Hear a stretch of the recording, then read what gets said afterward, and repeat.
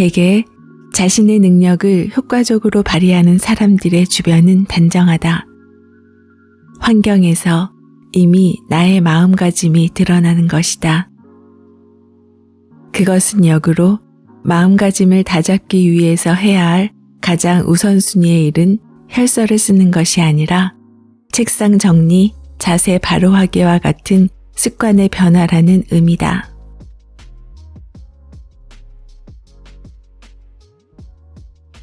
안과 밖의 태도가 나를 말해준다.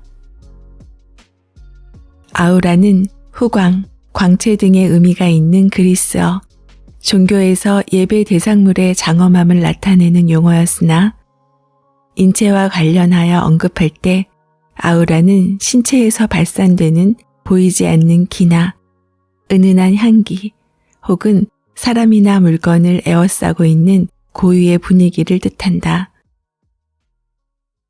미술에서는 독일 평론가 발터 벤야빈의 복지의 예술에 대한 이론을 통해 널리 알려졌는데 그는 예술작품의 원본이 지니는 시간과 공간에서의 유일한 현존성에서 도출되는 아우라를 말하면서 그것을 아무리 가까워도 아득히 멀리 존재하는 것의 한 번뿐인 현상이라 하였다.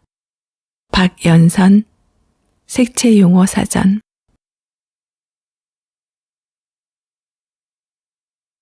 앞서 설명한 애티튜드를 한마디로 정의하면 좋은 습관을 만드는 자세라고 할 수 있다. 우리 몸에는 크든 작든 나쁜 습관들이 찌꺼기처럼 덕지덕지 붙어 있기 때문에 어떤 일을 하든 그 나쁜 습관의 찌꺼기가 나를 방해한다. 예를 들어 어떤 사람은 저녁에 집에 가면 무조건 TV부터 틀고 소파에 드러눕는 습관이 있고 또 어떤 사람은 책상에 앉으면 일단 컴퓨터부터 켜고 실시간 검색어를 모두 눌러본 후에야 다른 일을 시작한다. 또 내일 아침 일찍 출근해야 하는 직장인이 잠자리에 누우면서 스마트폰을 잡고 퇴근할 때는 누군가를 붙들고 한 잔 어때? 를 남발하며 술친구를 찾는다. 모두 나쁜 습관의 찌꺼기들이다. TV를 본다면 보고 싶은 프로그램이 있거나 그것을 통한 휴식이나 위로가 다른 것을 희생할 만큼의 가치가 있어야 한다. 컴퓨터를 켤 때는 정보를 얻거나 작업을 할 이유가 있어야 하며 술자리를 가질 때는 그만한 사정이 있어야 한다. 하지만 우리는 늘 그렇듯 습관의 관성에 빠져 다른 일은 엄두도 내지 못하고 매일 같은 일을 반복한다. 이런 사람에게는 아우라가 없다. 사람은 누구나 고유한 분위기가 있지만 그것이 다른 사람의 긍정적인 호기심을 이끌어낼 만한 특성이 없을 때는 아우라라 부를 수 없는 것이다. 아우라는 앞에 인용문에서 설명하듯 신체에서 발산되는 보이지 않는 기나 은은한 향기 혹은 사람이나 물건을 에워싸고 있는 고유의 분위기다. 습관적인 타성에 젖은 사람들에게서 기나 향기가 느껴질 리 없다. 자기만의 아우라를 만들어 보자. 사람의 특성은 다른 사람과 차별적인 무엇을 갖는 것이다. 얼굴이 다르고 지문이 다르고 목소리가 다르고 몸집이 다르듯 사람은 누구나 각자의 개성이 있다. 하지만 이런 것들은 태생적으로 타고나는 것이어서 내가 관계할 수 없다. 성형을 하거나 운동을 해서 가꿀 수는 있겠지만 그것은 어디까지나 보이는 것일 뿐 느껴지는 것은 아니다. 보이는 매력은 금세 식상하거나 권태를 느끼게 되지만 보이지 않는 특성은 쉬이 권태를 느끼지 않는다. 아우라는 나에 대한 타인의 관대함을 이끌어낸다. 어떤 사람에게 그만의 독특한 아우라가 있다면 우리는 그를 존경하거나 존중하고 때로는 그를 위해 무언가 기꺼이 도와주고 싶어진다. 아우라는 한 가지 장점이 아닌 사람을 대하는 정중하고 우아한 태도와 미소, 일을 처리하는 열정과 집중력, 언어에서 느껴지는 신뢰감 등 여러 가지 요소가 결합되어 나타나므로 좋은 습관들이 오랜 시간에 걸쳐 쌓인 퇴적물과 같다. 얼마 전 일본 여행을 갔을 때 문을 연 지 500년이나 되었다는 소바 메밀국수집을 간 적이 있다. 실제 500년이 되었는지 확인할 도리는 없었지만 아버지가 아들에게 다시 그 아들에게 이어지다가 대가 끊기면 종업원이 있고 다시 그 아들이 이어왔다고 했다. 잔뜩 기대를 하고 찾아간 그 소바집은 생각보다 작았지만 주인의 정중한 응대와 관록이 묻어나는 내부 구조, 그리고 무엇보다 정갈한 상차림이 어우러져 묘한 아우라를 풍겼다. 음식도 마찬가지다. 아무리 오래되었다고 해도 기껏해야 국수 한 그릇인데 뭐 그리 대단할까 싶었지만 막상 젓가락을 들고 맛을 보니 왜 이 집이 그토록 오랫동안 대를 이어올 수 있었는지 금세 알 수 있었다.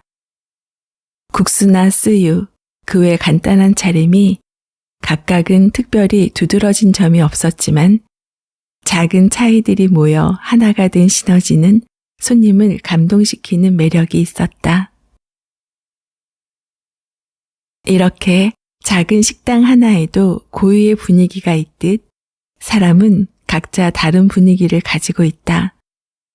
하지만 그것을 가리켜 모두 아우라가 있다고 말하지 않는다. 하지만 아우라가 있는 사람이 있다는 것은 안다.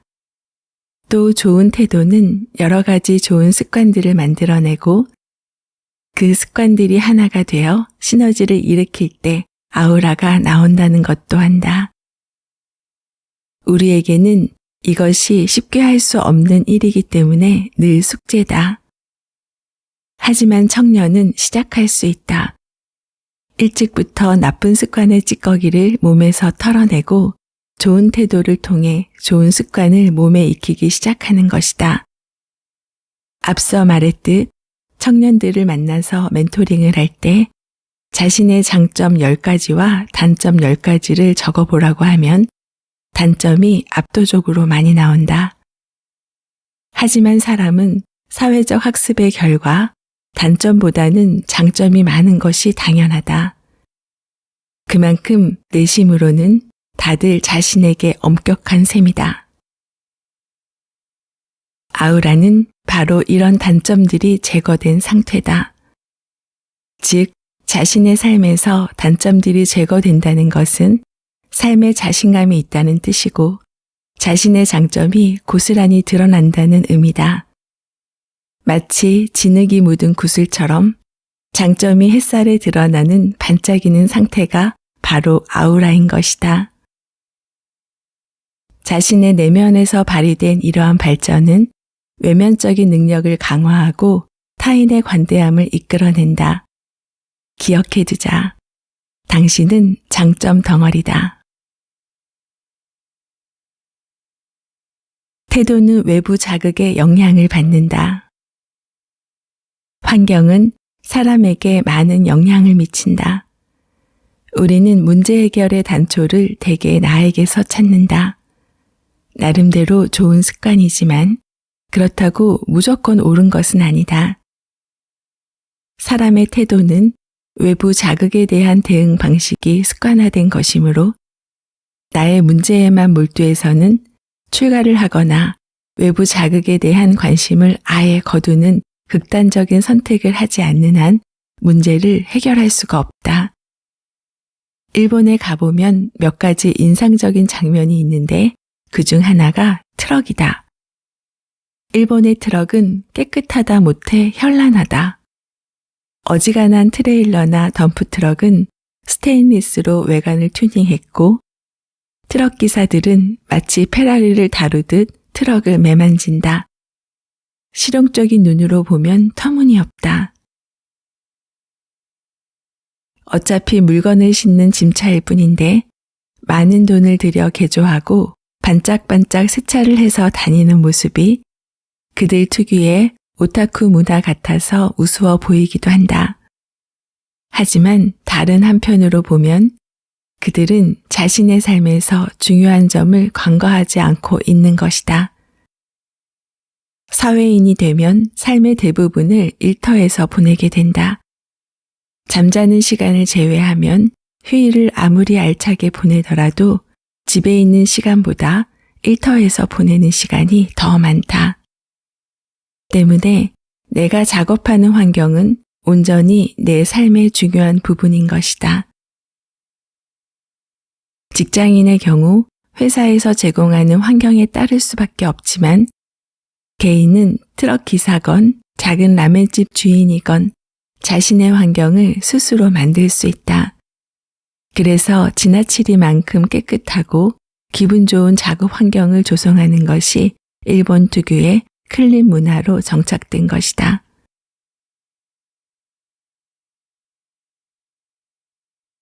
관념이 아닌 관성이 태도를 만든다. 태도는 환경의 중요한 요소다. 대개 자신의 능력을 효과적으로 발휘하는 사람들의 주변은 단정하다. 도서관에서 공부하는 학생들의 모습을 보면 멀리서 봐도 누가 우수한 학생인지 금세 알 수 있다. 강연을 가서 강당 앞에 앉아있는 학생들의 자세를 보면 어떤 학생이 집중해서 강연을 잘 듣는지 1분 안에 파악할 수 있다. 심지어 단체 세미나에 초대받아 강연을 하게 될 경우 그 구성원들의 표정이나 앉음새만 봐도 이 단체의 창의성이나 효율성이 어느 정도인지 짐작할 수 있다. 이처럼 자세와 주변의 모습에 나의 마음가짐이 드러난다. 그것은 역으로 마음가짐을 다잡기 위해서 가장 먼저 해야 할 일은 혈서를 쓰는 것이 아니라 책상 정리, 작은 화분 하나 키우기, 자세 바로잡기, 좋은 언어 골라 사용하기 같은 습관의 변화가 더 중요하다는 의미가 된다. 우리는 너무 관념적인 것을 선호한다. 무언가 목표를 세우면 이를 깨물고 실행을 다짐하고 산에 올라 일출을 보면서 그래, 결심했어를 외치지만 그 결심은 며칠도 안 돼 온유월의 아이스크림처럼 녹아내리기 일수다. 왜 그럴까? 관념은 허무한 것이기 때문이다. 관념이 나의 행동을 지배하는 것이 아니다. 평소 해오던 습관이 관성이 되고 관성이 태도를 만드는 것이다. 따라서 태도의 작은 변화를 이끌어내기 위한 환경을 조성하는 게 사실은 더 실효성이 있는 실천 의지인 것이다. 공부를 열심히 하겠다고 마음먹은 학생의 우선순위는 구호를 외치는 것이 아니라 책상을 정리하고 주변에서 자신을 유혹하는 것들을 없애고 책상에 앉을 때 의자를 당겨 앉는 것이다. 또 직장에서 성과를 내고 싶으면 책상에 작은 선인장 하나 놓고 볼펜과 메모지부터 정리하는 것이 우선이다. 이미 성장을 멈춘 부자나라 일본의 트럭 기사들은 자신의 삶에서 발전보다 쾌적함이 더 중요한 가치라고 여겨 매일 트럭을 청소하는 것이지만 미래를 향한 꿈과 열정이 가득한 우리나라의 청춘들은 당장 자신의 몸가짐과 주변 환경을 정돈하고 사회적으로 좋은 환경을 만들어 나감으로써 능력의 최대치를 이끌어내는 첫걸음을 시작해야 할 것이다. 시골 의사 박경철의 자기혁명의 내용 중 4장 자기혁명을 위한 배움과 성장 부분에서 안과 밖의 태도가 나를 말해준다 부분을 소개해 드렸어요. 습관의 중요성은 우리는 이미 너무나도 잘 알고 있습니다. 하지만 습관을 만들기도 힘들지만 이미 만들어진 습관을 고치거나 버리는 것은 더더욱 힘들다는 것도 잘 알고 있습니다. 앞의 영상에서 새로운 습관을 갖겠다고 다짐하고 시작한다고 하더라도 생각을 행동으로 연결시키기 어려운 이유는 저항의 중간지대라는 방해물이 있기 때문이라고 했습니다. 익숙한 나쁜 습관이 새로운 좋은 습관을 밀어내려는 무의식의 장난을 가리키는 말이라고 하면서 육체적으로도 심리적으로도 항상 저항의 중간지대는 있고 그 중간지대를 건너가야만 된다고 했습니다. 내가 의식하고 있는 것 아래에는 더 큰 무의식이 계속 나를 기존의 습관으로 끌고 가려고 하기 때문에 우리는 의식적으로 자꾸 반복하려 하고 루틴을 정하고 공책에 쓰는 등의 행위도 반복적으로 하게 되는 것이지요. 청소년, 즉 어릴수록 좋은 습관을 장착하기가 쉽습니다. 하지만 나이가 들었다고 해도 정말 스스로 필요하다고 생각되는 것은 행동으로 옮겨서 자신의 습관을 개선해 보는 노력이 필요한 것 같아요. 아우라는 자신이 단점이라고 생각하는 것이 제거된 상태라고 했습니다. 내 삶에서 단점들을 하나씩 제거해가는 노력을 통해 자신감이 생겨나면 자존감과 자긍심도 덩달아 높아지고 행동 또한 당당해지겠지요. 단점이 없는 사람은 없습니다. 하지만 단점보다 장점은 더 많다고 했습니다. 미소님들은 모두 장점 덩어리입니다. 나는 장점 덩어리다. 나는 장점 덩어리다. 나는 장점 덩어리다. 자신 있게 말하고 지금 당장 책상을 정리하고 주변에서 자신을 유혹하는 것들을 없애고 책상에 앉을 때 의자를 당겨 앉아 보세요. 작가와의 만남 그리고 다양한 이야기를 전하는 미소영입니다. 오늘도 24시간 행복하세요.